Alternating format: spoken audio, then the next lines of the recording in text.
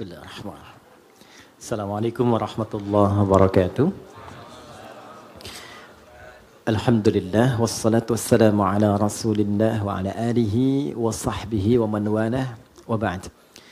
Teman-teman, tanpa kecuali yang pertama kita mengawali dengan bersyukur kepada Allah Subhanahu wa taala yang telah memilih kita untuk berada di tempat ini guna mempelajari sebagian dari tuntunan agama kita. Semoga keberadaan kita yang terpilih oleh Allah berada di sini di tengah kesibukan beraktivitas memberikan keberkahan lebih kepada kita semua dan mengantarkan kita pada kebahagiaan yang menyukseskan. Itulah kuncinya kenapa di setiap pembuka itu seringkali ada keluar kata Alhamdulillah. Jadi secara psikologi ketika diteliti, syukur itu lebih sering menghadirkan kebahagiaan. Nah sekarang yang kurang dalam kehidupan itu seringkali adalah kebahagiaan.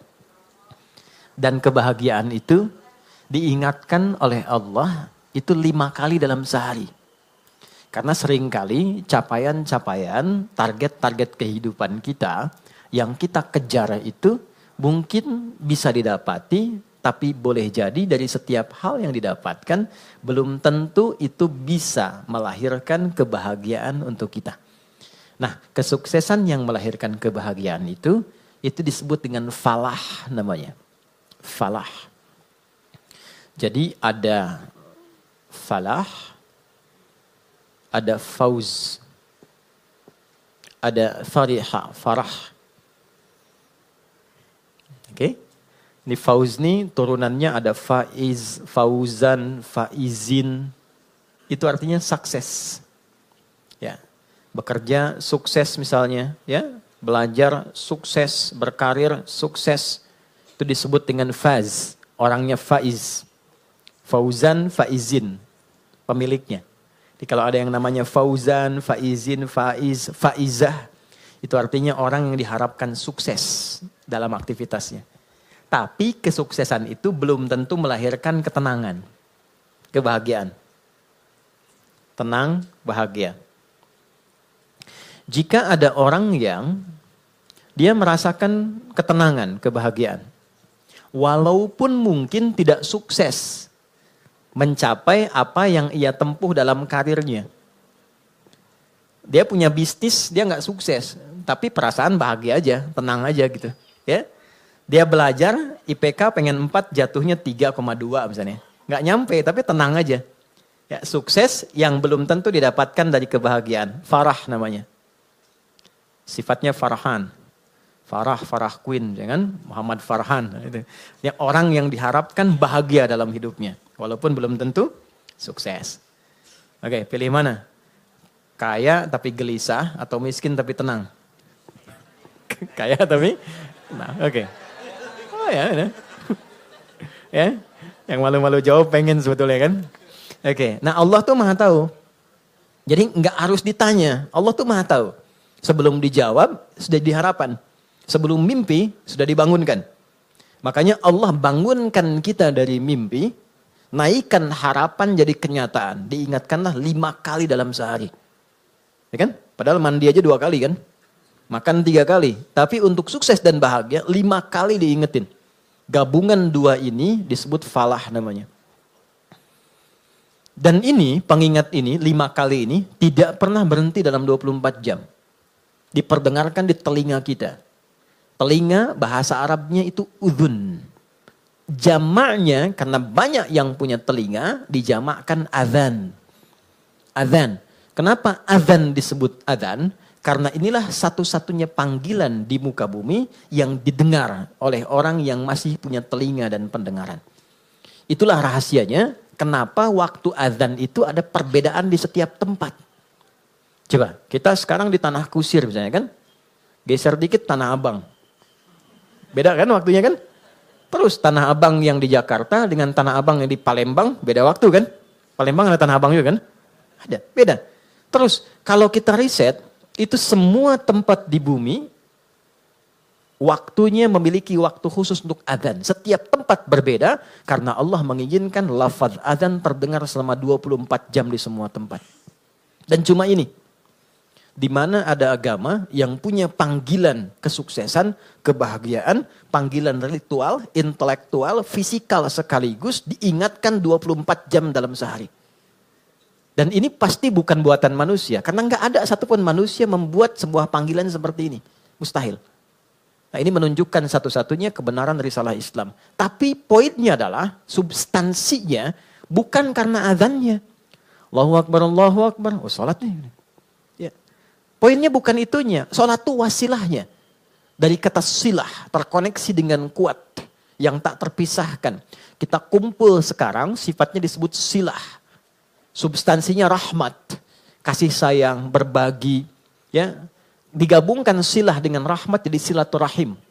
Silah itu artinya hubungan pertemuan yang menghubungkan sifat kasih yang dalam sehingga ketika berpisah itu masih ingat. Bukan saat kumpul. Ya, Mas Dude ketemu Mas Baim sekarang nyapa, senyum, wajar orangnya ada. Itu belum silaturahim. Nanti ketika terpisah masih ingat tuh. Masih mengingatkan, masih WA, masih doain. Ya, masih punya harapan yang bagus, gitu kan? Nah, itu namanya silaturahim. Jadi silaturahim itu nampaknya bukan saat kumpulnya, saat pisahnya. Nah, pertemuan ini melatih kita mengeluarkan aura-aura kebaikan yang terbawa saat kita berpisah. Itu poinnya. Ibadah yang melatih kita terkoneksi dengan Tuhan, dengan Allah, yang ketika kita selesai ibadah itu masih terhubung dan ingat dengan semua petunjuknya, itu disebut sholat namanya. Dari kata silah. Di sholat itu adalah wasilah untuk mengoneksikan kita dengan Allah yang punya segalanya. Yang punya akses Allah. Yang punya rezeki Allah. Yang punya kelapangan Allah. Yang punya solusi Allah. Itulah yang menjadikan fitrah kita menyebut namanya saat punya kesulitan kan. Oke, saya sulit, saya telepon si fulan. Saya miss call si fulan, gak terangkat. Walaupun saya sering telepon dia, WA dia, bikin status tentang dia. Ketika punya kesulitan dia gak jawab. Yang terakhir harapannya siapa? Ya, miss call saya terhadap Allah. Khairai yarah. May ya'mal mithqala dzarratin khairai yarah. Maka diberikan, ya Allah gimana cara saya terkoneksi dengan engkau? Allah ajarkan lewat sholat. Nah, sholat itu hakikatnya adalah wasilah yang mengantarkan kita pada pemberian Allah. Pemberian itu 5 nanti. Makanya sholatnya kenapa 5 waktu? Karena 5 ini yang kita butuhkan dalam kehidupan. Dan puncak yang 5 ini adalah falah. Falah. Ketenangan kita butuhkan. Makanya di rumah tangga kan yang pertama tenang dulu, sakinah. Mawadah itu nyusul setelah sakinah. Mawadah itu kan harta yang berlimpah yang membuat kita nyaman beraktivitas. Ya kan? Mau jalan ada kendaraan, di rumah mau ke toilet nyaman, mau sholat enak, mau tidur enak, itu mawaddah namanya. Tapi mawaddah tanpa sakinah hampa. Dan sholat faidah pertamanya adalah melahirkan ketenangan. Makanya orang itu kalau sholat yang didapatkan pertama itu bukan jawaban doa, tapi tenang. Saya ulang ya, orang kalau sholat kan doa kan, dalam ruku doa, dalam sujud doa, berdiri dia berdoa. Tapi yang Allah berikan pertama kali bukan jawaban doanya.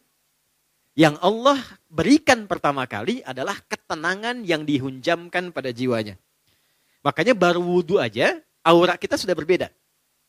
Nanti baru berdiri ke tempat sholat saja, rasa sudah lain. Begitu mulai bertakbir, ketenangan hadir. Walaupun kadarnya beda-beda, tapi kita tidak bisa tolak bahwa ada ketenangan berbeda yang kita rasakan gelombangnya saat sholat yang tidak dirasakan di tempat lain. Ya, makanya tempat sholatnya disebut musolla. Musolla itu tempat sholat. Tapi nggak pakai hak di ujungnya ya. Ya, musolla, gini, musolla, gini, ya, atau tulisnya musalla, begini.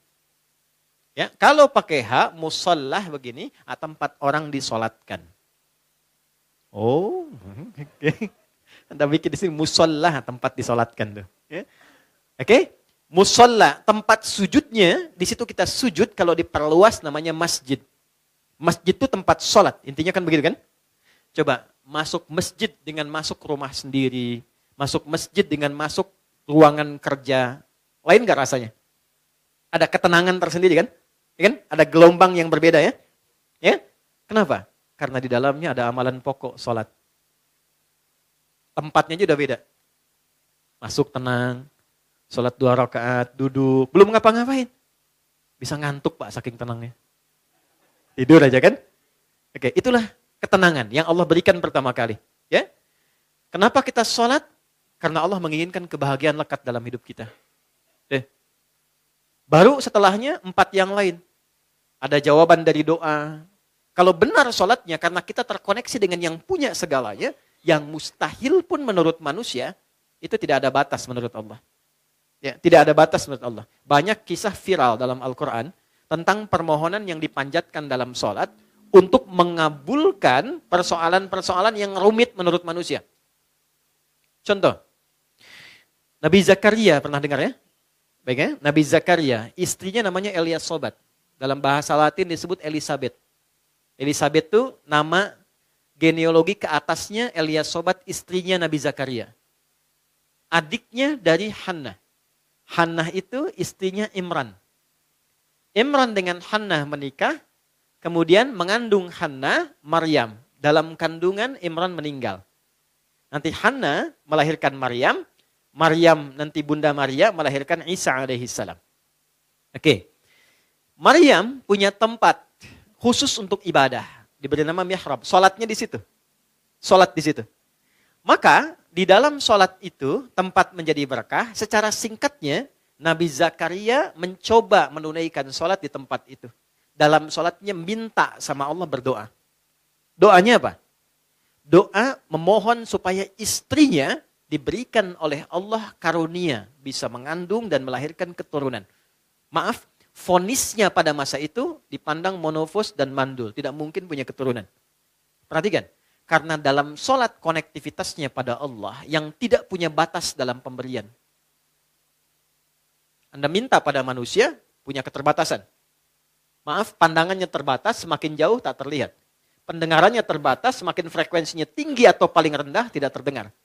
Akalnya pun terbatas. Maka jangan selalu semua hal harus rasional. Karena sepanjang punya sifat kemanusiaan pasti terbatas. Kenapa pendengaran terbatas, pandangan terbatas, akalnya nggak mau terbatas, itu yang salah. Oke, ketika semua terbatas, kita harus minta pada yang tidak punya batas. Tuhan, Allah. Makanya kalau mentok tuh pasti yang disebut Allah kan? Kalau mentok tuh pasti Allah. Kenapa? Karena kita sadar, fitrah kita menuntun, cuma ini yang tidak punya batas. Nah, Allah punya 90 sifat, 99 sifat pemberian. Allah punya 99 sifat pemberian disebut dengan Asmaul Husna. Quran surah 17 di ayat 110. 99 ini adalah nama khusus sesuai dengan kebutuhan kita. Jadi nggak harus semua dibaca. Butuh rizki, sebut ya Allah, ya Razak. Butuh ilmu, ya Allah, ya Alim. Punya masalah, pengen solusi, ya Allah, ya Al-Fattah. Pengen kesabaran ditambah, ya Allah, ya Sabar. 99. Qulid Allah, sebut namaku, kata Allah. Awid Ar-Rahman, kalau sedang dalam lukanya, sebut ya Rahman yang maha lembut, yang maha kasih. Engkau yang memilih aku jadi hambamu. Engkau yang mengasihiku. Ya Allah, dengan kelembutan dan kasihmu tuntaskan masalahku. Rahman. Ayyamma tad'u, tapi kalau engkau tahu, falahul asma'ul husna. Pilih nama sesuai kebutuhanmu. Maka Nabi Zakaria memilih satu nama Allah sesuai dengan sifat yang dibutuhkan. Wahab, pemberi tanpa batas. Karena orang mengatakan ada batasan, maka dipilih nama ini tanpa batas. Kalau meminta dengan nama, sebut ujungnya hab. Makanya sering kita minta, Rabbana hab lana min azwajina. Karena beliau khusus minta ya untuk dirinya, untuk istrinya, maka beliau katakan, Rabbi habli. Kan? Hunalika da'a Zakaria Rabbah, qala Rabbi habli min ladunka dzurriyyatan thayyibah, innaka sami'ud du'a.